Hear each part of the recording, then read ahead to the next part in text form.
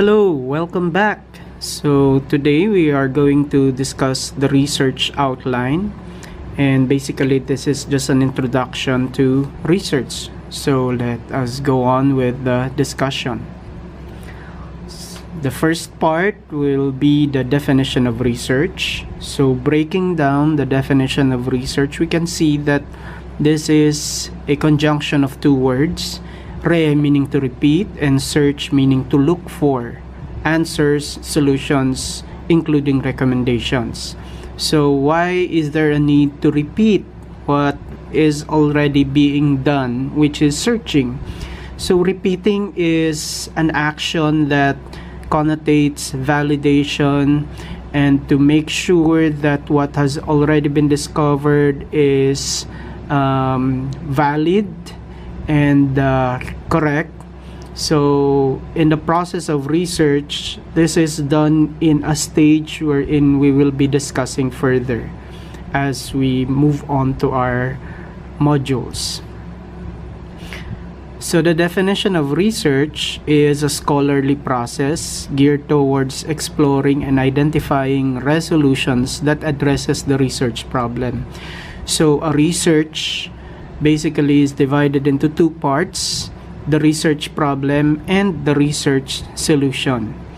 So the initial requirement of a student writing a research is to come up with a research problem, and at the end of this stage to be able to present the findings and the recommendations regarding this research problem. Okay, so the research process, as mentioned in the definition earlier, is represented by a diagram called the IPO. IPO meaning input, process, and output. These are the fundamental stages wherein the research will go through in order to collect, process, and validate the data that has been collected in order to present the solution to the research problem. So here you are going to see the diagram, the IPO diagram, wherein the three stages are illustrated, and then inside each stage would be the variables that represents these stages.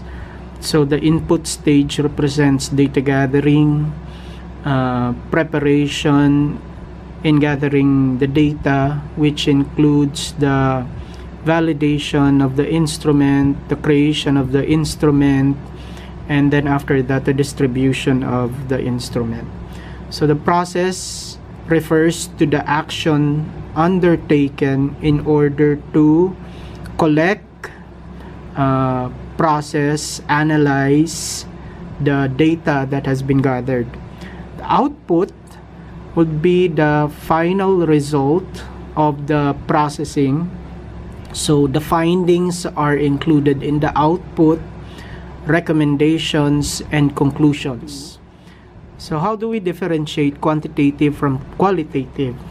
The main characteristic that differentiates them would be the ability to be quantifiable through the use of statistical formulas, numerical data, and tabulated through the use of tables. So in the definition of quantitative research, you are going to observe that statistical formulas like the measures of central tendency, t-test, z-test, ANOVA, and chi-square are used in this type of research. On the other hand, qualitative research cannot be measured because the variables involved in this type of research does not require use of statistical formulas. Okay, so the last part of this module is the presentation of the research outline. So basically the research outline just serves as a guide for the writer, the researcher, or the student regarding the content of the research to be presented. So as you can see, the preliminaries includes the table of contents, list of tables, and this also includes the acknowledgement approval sheet and the dedication, if there is a dedication included in the preliminaries.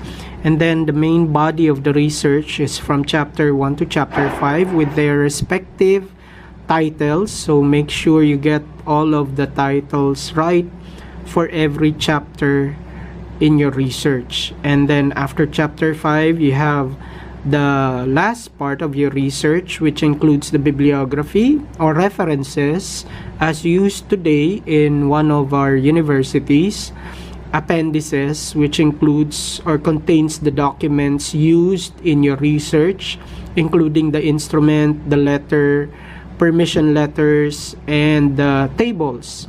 Curriculum vitae, which includes the basic curriculum information of the writer, the student. Hello, thank you for watching another module and staying with me throughout the discussion, and I hope you continue watching the remaining modules for the writing, the creation, and the developing of your research paper. So thank you, and again, before you go, please do not forget to subscribe and click the bell button so that you will be notified if there is a new video that has been uploaded. Again, thank you, and I hope to meet you soon again, if not in person, inside class. So if you have watched these videos, please approach me and you can ask questions. And by the way, if you have questions, you can write your question at the bottom of the comment box of this module. Thank you, and see you again.